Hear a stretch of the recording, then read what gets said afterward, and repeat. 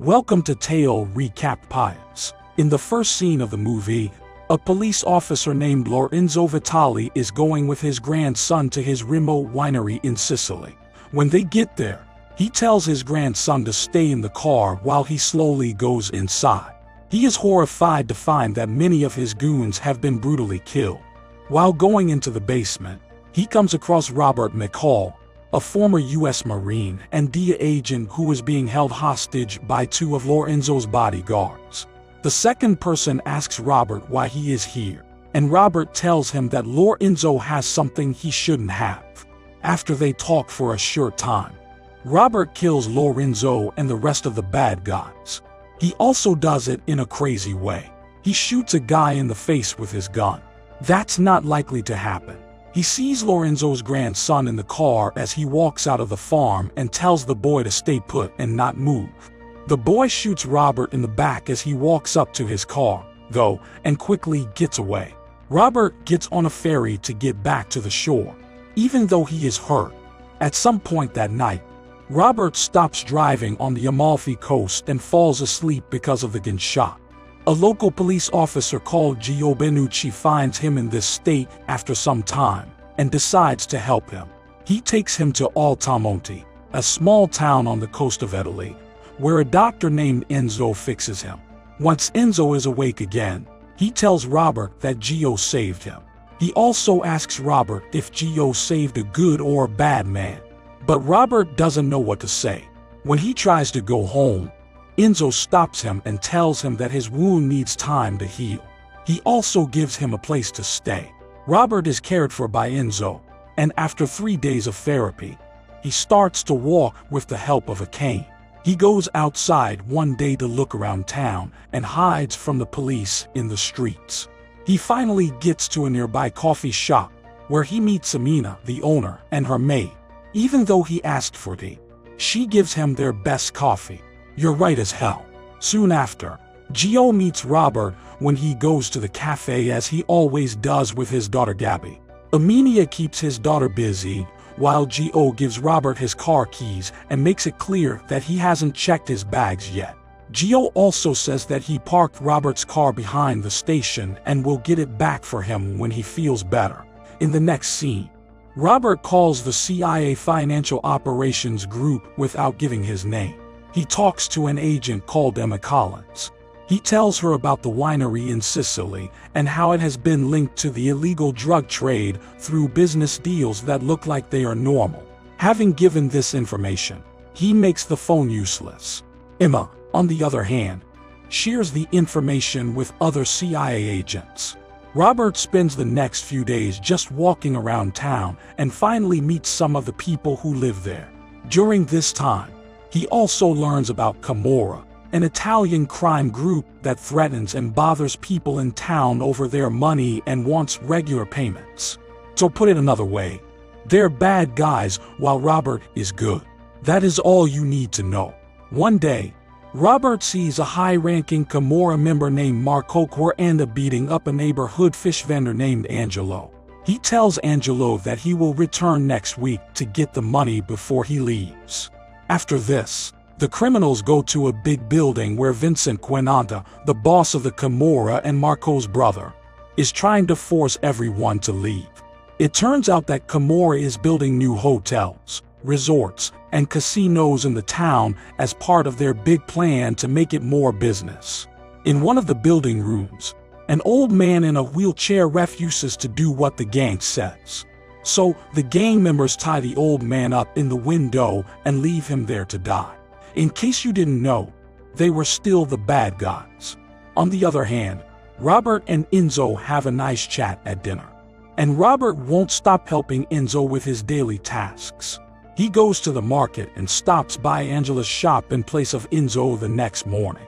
Angelo, who is very nice, won't take payment for the groceries because he thinks it's an honor that Enzo's friend has come to his shop for the first time. At the same time, Emma and some other CIA agents go to the winery to do their probe after getting a tip from Robert. They find millions of dollars in cash and bags full of illegal drugs that were hidden in a storage room. Frank Conroy and Emma are surprised that these events were not known to them. On a rainy day, they decide to find out more about it. While Enzo is looking at Robert's wound, Robert asks him why he is treating him without calling an ambulance or the cops. Enzo tells him that he reminded him of the first question he asked, which was about whether he was a good or bad person, and that he had no answer. He says that his silence really did show that he was a good guy.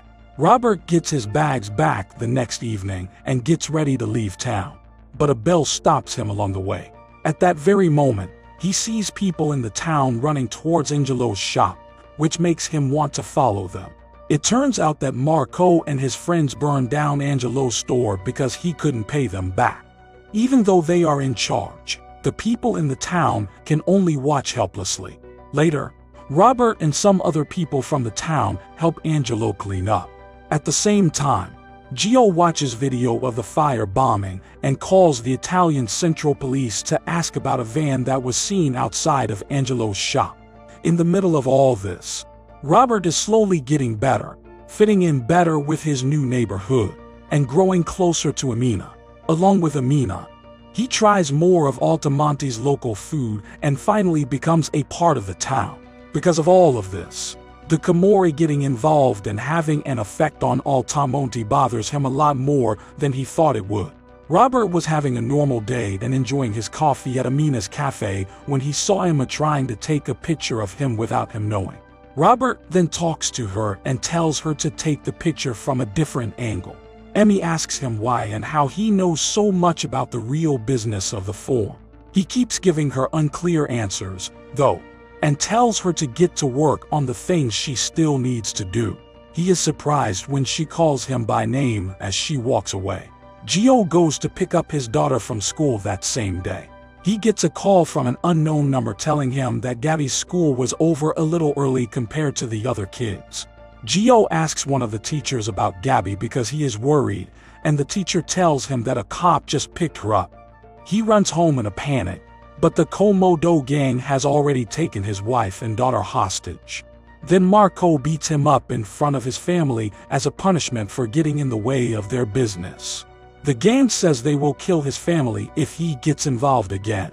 Robert sees Gio leaving Enzo's office in the evening with blood on his face.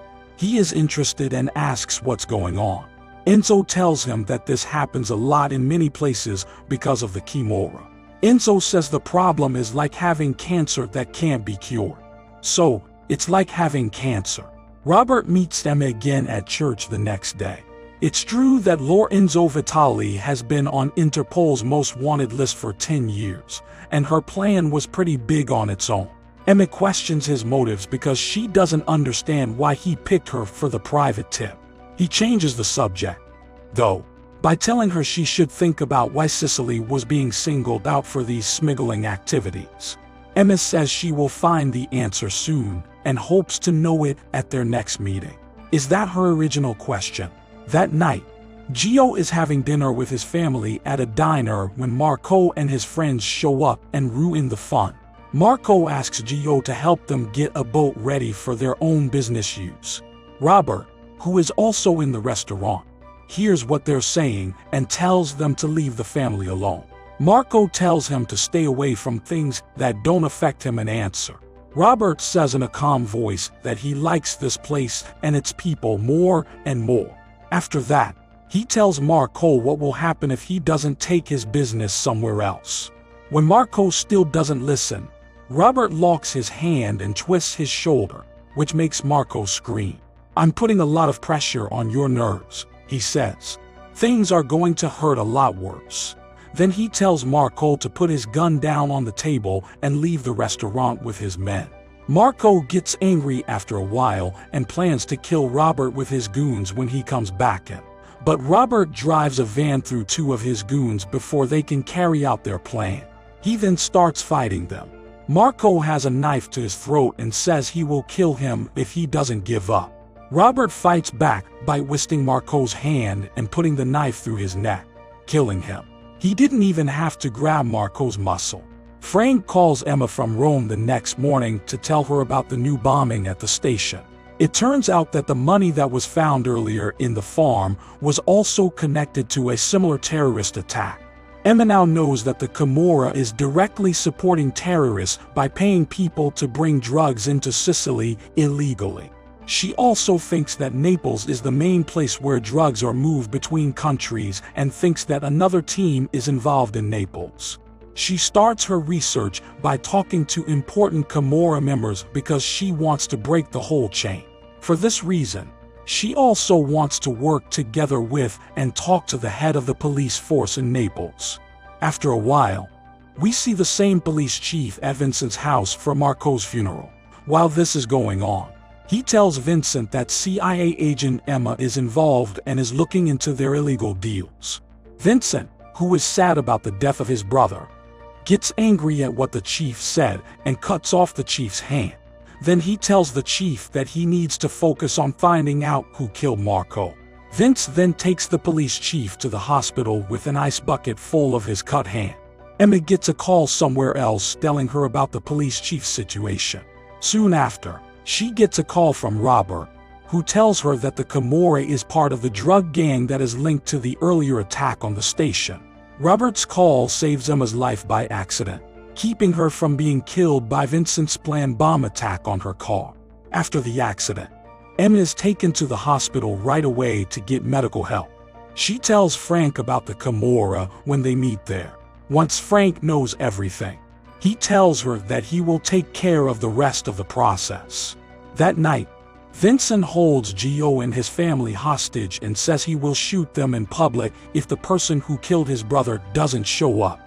When Vincent didn't get any news, he shot Gio in the ear and said the next shot would kill him. At that very moment, Robert shows himself to Vincent and begs him to free the prisoners. He says he doesn't mind being abused or taken away, but not in front of the people of the town.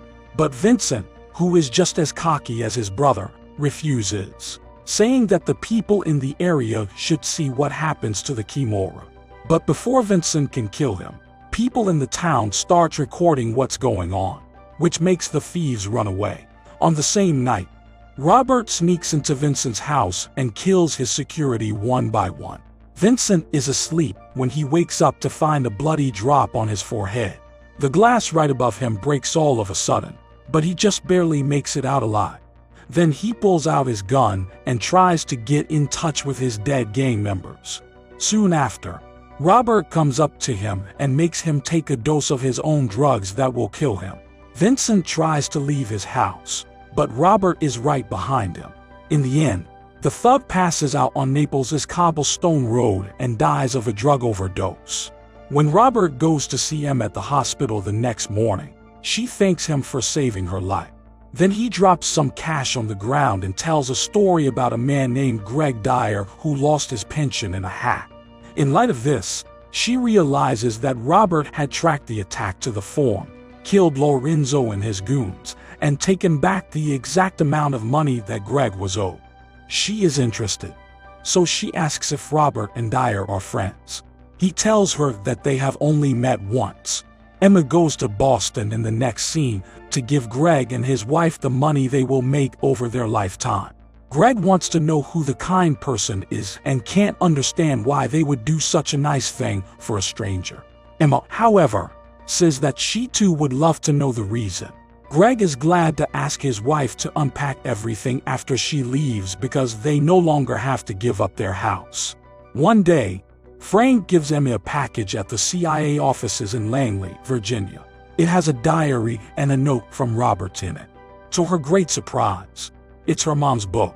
Her parents have a friend in the CIA named Robert, and she learns this as the story goes on. In the last scene, people from Altomonte are seen enjoying getting the win in a football game. In order to fit in with the locals, Robert also joins the party and dances in a way that makes you almost cringe.